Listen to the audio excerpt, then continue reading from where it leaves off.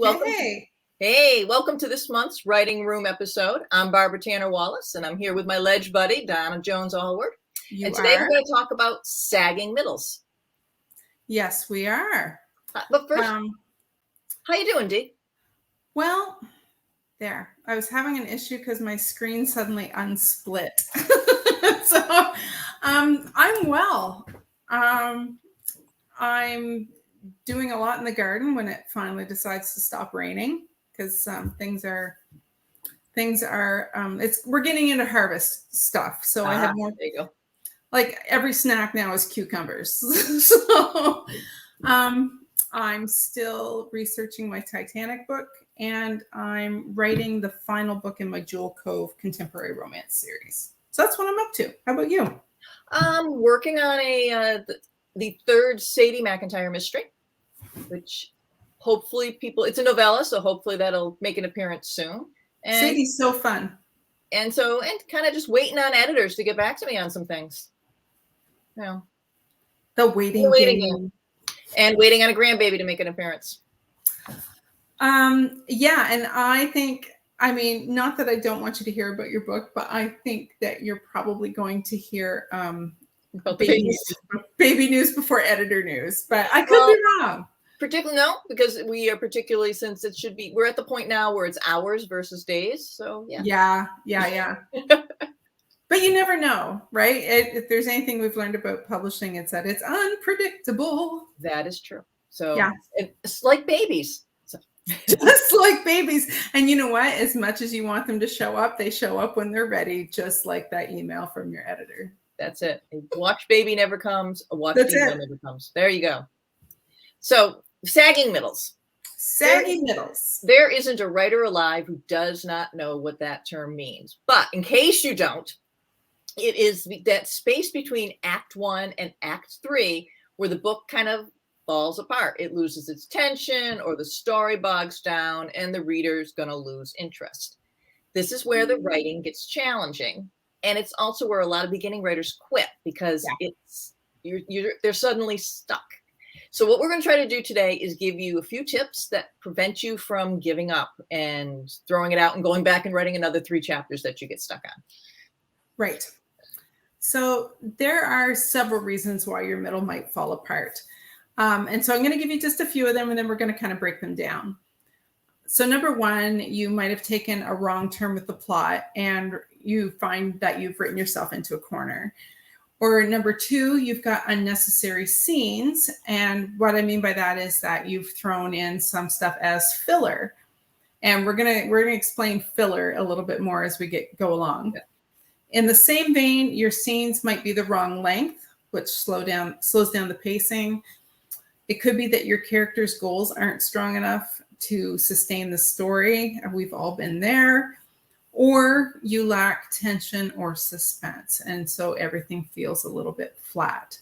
And the good news about all of those is that they're fixable. It just means that you have to step back and kind of look at the big picture of either sort of your story arc or your character arc, or even just, it could be a little smaller as just the individual scene, but you have to kind of step back and put on your analysis glasses. Right. And ask yourself, is it a character problem? Is it a word problem? Is it a story problem? I know Susan Myers, she's so smart. She always says that: story, scene, or word. Yep. So let's look at the first 2 reasons. When your story goes off track or you have unnecessary scenes, right? The first question you want to ask yourself when you're looking at your story in your middle: does every scene move the story forward in a believable way? Remember when we talked about the 3-act structure back at the beginning of the year? Yeah. Yeah. Your slides are so good today. Oh, thank you. So if you have scenes, every scene should lead you to the next plot point. You're always going to try to move forward. If you've got scenes that are basically, they have nothing to do with the plot, like the hero has an encounter with a colorful local, or this is my personal bugaboo. The character has to go from point A to point B for the rest, because some of the story happens in point A and then some of the story happens in point B. So they put in a scene where they're traveling. And, usually they're reflecting on something, or they're reflecting on their life, or they sum up what's going on, or they repeat the conflict. Unless there's a reason for that character to have that reflection scene, you don't need the scene. You do not need a traveling scene. You can just jump to point B. Because unless it is important to the story, you don't need it. Right. So as far as your plot taking a wrong turn, I think it's important. It's perfect time to ask yourself if what's happening in the story makes sense as far as your character's goals, motivations, and conflict. I mean, I think we always come back to GMC on some level. Yep. And it can't just happen because you need it to in order to get to your next plot point, or because it's fun. Like you were saying, the banter's fun. And like, dear God, we all need parts of the story where the writing is fun. Yep. But it has to have a purpose, and it has to make sense, and it has to, let's just all say it together, it has to serve the story. And about those low tension scenes, yep, or number 3, scenes that are the wrong length, most of the time you can cut straight to the action, like you were saying. Or if you have to show the transition, this is the perfect time to indulge in a little telling. And I know we always say we should show rather than tell, but there are times when telling serves a purpose. And so telling allows you to take that little bit and make it shorter, and only impart the information that's necessary before you get into the real meat of the scene. So I have a couple of examples. Okay. So for example, in my historical fiction that's coming next year, I had a chapter that in revisions, I ended up cutting probably at least a third, if not more, because it was very episodic. So it was it was all things that had to happen. And it was very much, they did this, and then they did this, and then they did this. And it slowed things down, even though they were like, it was surprisingly important that these things happened, but I didn't have to show it in real time. So in revisions, I jumped to a spot where the stakes were higher, and then I threaded in my character's thoughts about what had happened that day. And then I used dialogue and interaction with another character to keep the pace moving. So that shortened my scene a whole lot and made for better, like, I think Kate Walker used to call it PTQ, or page turning quality. But then my other example is one that I used a couple of weeks ago. I did a workshop on setting with Michelle Halliwell at Prescott House Museum, local museum. And I used, for an example of telling, I used Coronation Year by Jennifer Robson, which is, Jen was one of our featured authors back in May. And there's a scene where Stella is arriving in London from Italy, and she needs to get from, where she basically arrives in England or in London to the Blue Lion, which is the hotel where she's going to be staying. And rather than just have her start the scene right at the sort of the doorstep of the Blue Lion, she takes her on a bus ride. And this is one of those, travel sort of segments. But the way she does it is so brilliant, because it's only a page and a half, and she's on the bus. And so every stop, there's like a paragraph of what Stella is seeing. And it's like we get to take this whirlwind sort of bus tour through London, but it's only a page and a half. We get to see it through the eyes of someone who's from Italy. And then there's no reflection in it. Like when you were saying about the travel scenes where people reflect on their life or what's going on, that's not the purpose. The purpose really is to get her from point A to point B, but do it in a way that is short so that it's telling. And then once she gets to the Blue Lion, the meat of the scene happens and it's showing. And I just thought it was really, really brilliantly done. Going back to the whole filler thing, and I was saying with the banter, it is incredibly easy, particularly if you're writing a series where the characters keep cropping up, which is why I'm working on book 3 of the series. Right. And so it is very easy because you know their personality, and banter is a big part of a cozy mystery. People want to see the characters appear. So it's very easy to keep going and going and going with back and forth, back and forth, back and forth. And suddenly you find out you like did a page and a half, and there's really absolutely no point of half of it other than they're just being kind of witty and making little jokes. And so you have to kind of decide to yourself, at what point do we steer the conversation back to what we're supposed to be talking about? Yep. And we will someday talk about dialogue. You can have side conversation, but the dialogue's got to drive the story too. Right. And if the actual words aren't going to drive the story, then the subtext better. Right. Right. Well, so it exactly. always has to be moving things forward. So. And then I did the same thing. Ideally they're at a coffee shop. They would have finished their drink. She put her coat on, got in her car, gone to the office.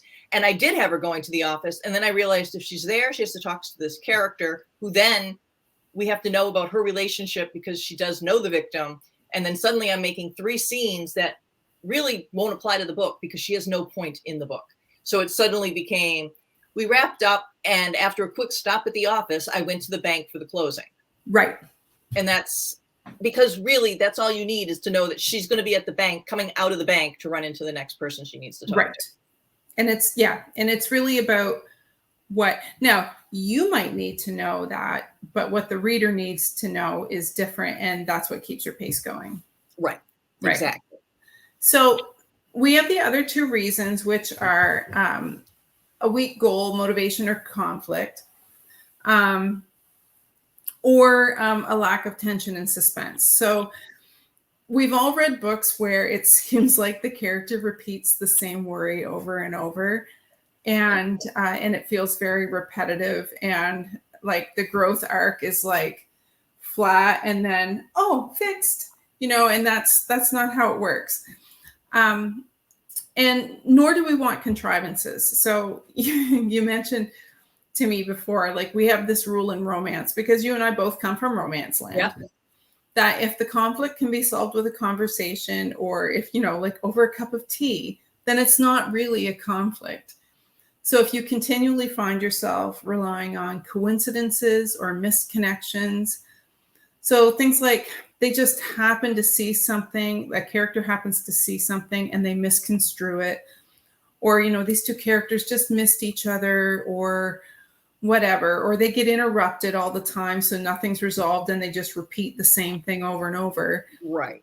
Chances are you need to shore up your GMC, because your character has to grow and change during the course of the book, and each plot point should affect the character's world either by complicating it or by resolving it, and then that resolution then leads to a new problem. So if you need to shore up your GMC, try going deeper with it. Like list your conflict and then ask why. Why is this the case? Write down your answer and then ask why again. And you keep doing that until you get really, really deep within your character, which is really what we do with GMC. But then each turning point will continue to have a stake in the character's growth. Right. And say you do know your character's conflicts and you feel it's very strong, but you can still lack tension or suspense. Yeah. Because you can have a story issue. And one of the great ways to do it story-wise is to up the ante. Have your character face a challenge or a setback. In fact, have them face a couple setbacks. Ideally, no one wants to read a book where the protagonist is successful at everything. Right. So, for example, I was thinking about it in The Paris Agent. We have Josie, whose goal is to help the French resistance beat the Nazis. That's a pretty firm, solid goal. And the why is because she's French. That's a pretty solid motivation. You don't really need to go too much further in that. I mean, no, they've invaded her country. She wants it fixed. So she goes on her first mission, relays the information only to have the Allies bomb the wrong target. So there's your setback. It didn't work. So she and her partner plan a second mission, during which they get closer. It leads to her falling in love with him, which is a major no-no in espionage, to be in love with your partner. So now she's got a challenge because she's like, oh my God, I really have feelings for this person and I need to work with this person. They destroy the arms factory they're supposed to do, but then they're told they're going to be separated because there's going to be a traitor in the organization. So now you have another setback because now she's like, well, was he the traitor? Who's the traitor? And so it's always up and back, up and back. You don't want them to succeed right away every time. No, and actually with that example, what's really neat about it is that, like, we talk about external and internal conflict. So if you look at your first setback, which is the Allies bombed the wrong target, that's an external conflict, right? But then she and her partner plan the second mission and they get close and they fall in love, which is a major no-no because that's not allowed. Then that is an internal conflict challenge. So then the next one is, they succeed in destroying the arms factory only to be told they'll be separated. Well, that is now both an internal and external because they have the win on the one side, which means they're going to move on to a new problem.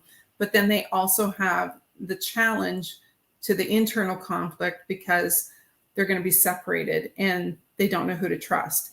So like that was such a good example because it just shows those challenges and setbacks. But you can see how it's moving the story forward because everything that happens is going to lead to something new, not the repeating of, oh my God, I'm in love with him. Oh my God, I'm in love with him. There's something that complicates it, but they have a new problem to solve. So you want to give them multiple problems to solve. Right. And that's how you keep your suspense and tension going. And so if I look at my World War I book again, it's set during the Halifax explosion. Like a ship exploded, thousands of people died, like a whole section of the city was leveled. And so that's a pretty big deal. And I have two main characters and they both suffer losses and need to find a way to rebuild their lives. So, I mean, that's a great setup, but is it actually enough suspense or tension to carry the story? And it's not. But each character has another unique barrier or stakes or circumstance that informs the choices that they make, right or wrong, and makes rebuilding additionally challenging. And that's where the tension and the suspense come in. So really it's about asking yourself how you can complicate the stakes. So like if you're writing your mystery, it would be like, so you have one person, murdered and then a suspect, and then like that idea is thrown out the window when that suspect is also murdered, or a second person goes missing or something. That complicates the initial stakes. Or another one is, say you have someone's going to blow up the Eiffel Tower and your main character needs to stop it. That's already really suspenseful, but making it personal takes it to a whole other level. So, for example, if his daughter is on the bus with the bomb heading toward the Eiffel Tower, that changes the dynamic completely. So, it can be something, and it doesn't have to be like something life and death like that. It can be someone realizing they have feelings for their boss, or having to make a choice between, say, like a career-making business trip or keeping a promise to her daughter. And so like moral choices are also high stakes. They don't have to be life and death choices. They can be moral choices. This is probably a good place to discuss what's called a pinch point. And I'm going to go back to my little slide. I love that slide. I do love this slide. And I would like to thank Sid Fields for creating this concept, and Larry Brooks, who created the concept of the plot point and pinch points. So if you notice, I'm pointing with my arrow and my cursor, which no one can see, and I'm using it as a pointer. I apologize. I'm like, oh, let me use that. So if you notice, you have key points. You have your plot point number 1, you have your midpoint, your plot point number 2, and your climax.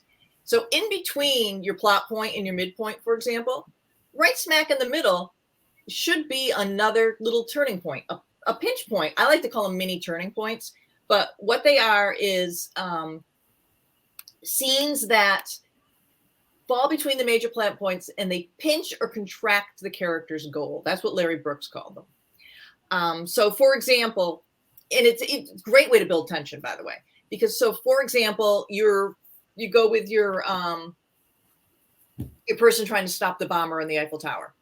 So you see that you're doing the investigation. They discover what that there's going to be a bomber. They don't know what the target is, and suddenly you switch to the daughter planning to go to the Eiffel Tower. and you have, a scene where she's getting on a bus to go to the Eiffel Tower. And then you go back and you're like, well, what does that have to do with something? And then you realize, oh, wait, the target's going to be the Eiffel Tower. And so it's a great way to either stop at a cliffhanger and go to the next timeline, or the next POV, or the next, if you're doing multiple storylines, to switch back and forth.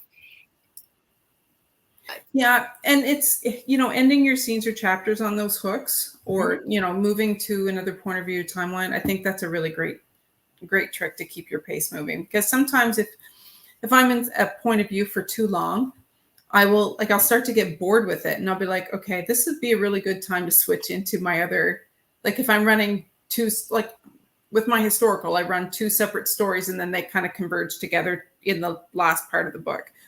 I have a note here that says, mention none of this is true. And it took me a minute. That's why I paused, because I'm like, what the heck did I mean? But now I remember. Oh, okay. None of this is true is the latest book by Lisa Jewell.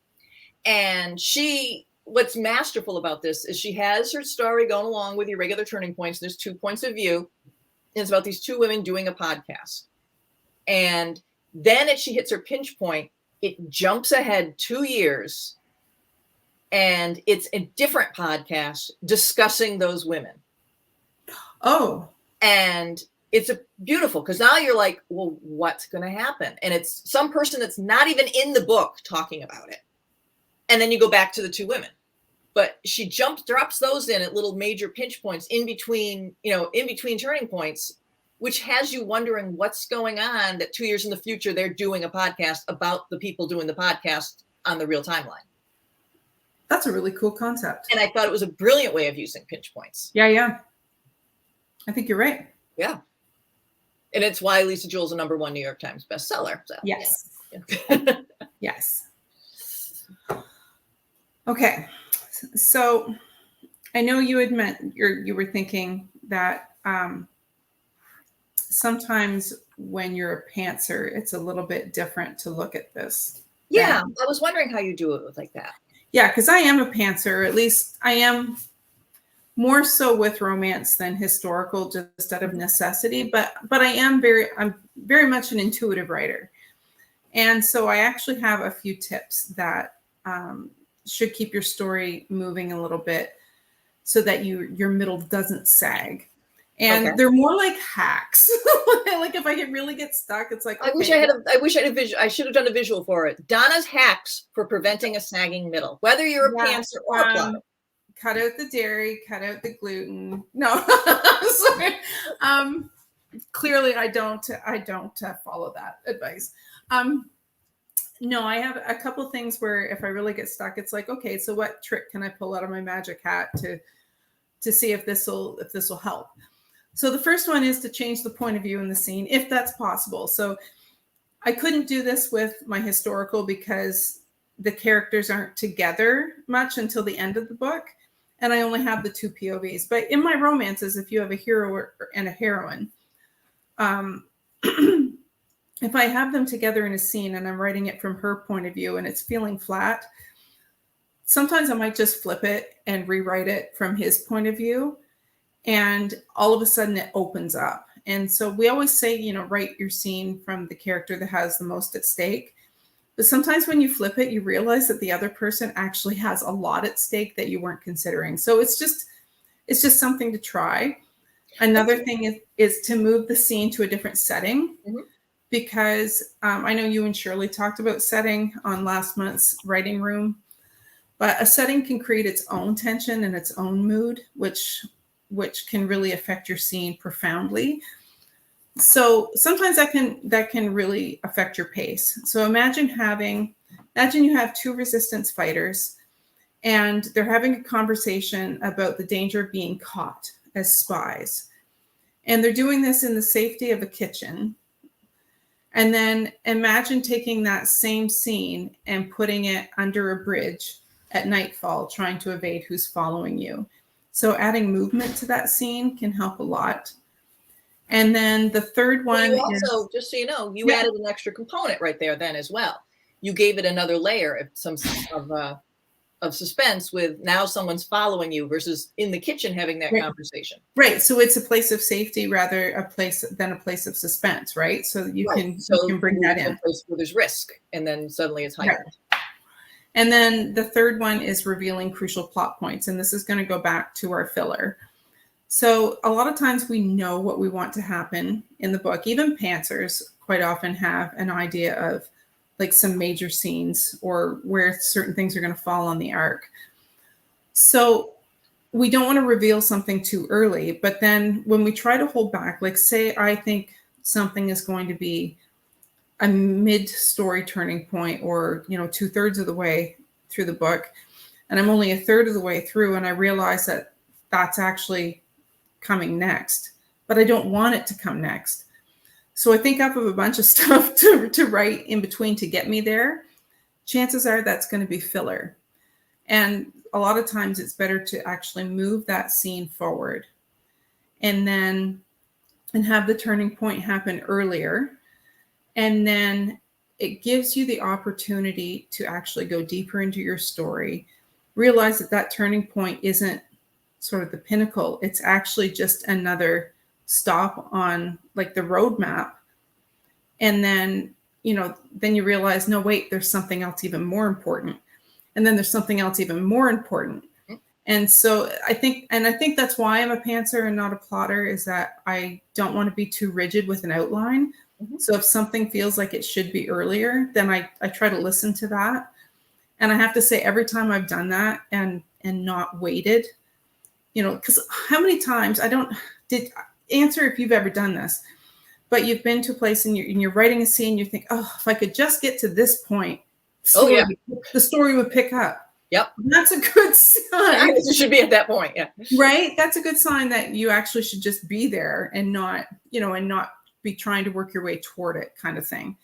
And so, and that leads to that connective tissue kind of thing where, you're telling, or your little short scenes or whatever are the connective tissue, but they need to be short, right? Because that's going to kill your pace. So every time I've done that and I've revealed a plot point sooner, or a turning point sooner, it's ultimately led to a much better story and a much better experience for the reader. So I encourage people to be brave and do that, because if your conflict is strong enough, you will have more places to go. So, and if you either have a novella or you need to revisit your conflict again. But in other words, don't pad to get to your plot point. If you're a plotter, do your plot point and rethink how your story is going to work. Right, because there, honestly, almost always there are more ways to go and deeper to go with it. I wanted to touch base real quick before we finish, because you said something about, you talked about changing point of views. Mm-hmm. And it dawned on me just now, actually, it's not even in our notes, but one of the things that can lead to sagging is feeling the need to keep the chapters the same length. Oh, yeah.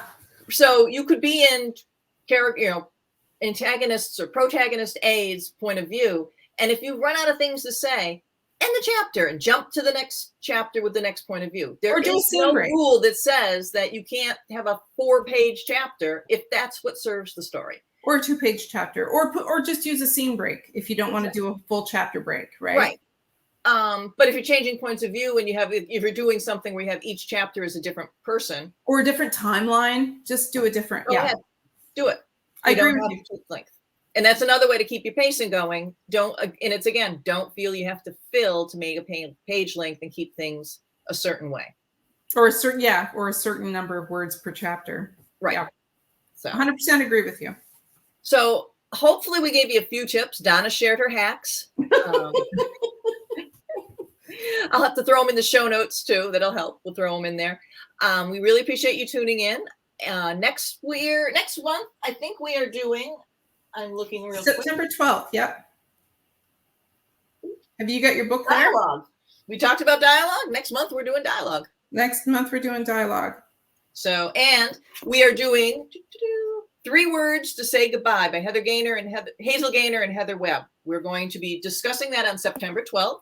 We really hope you'll read along and join us, because we would love people to participate and be part of our chat, not just the two of us taking it apart.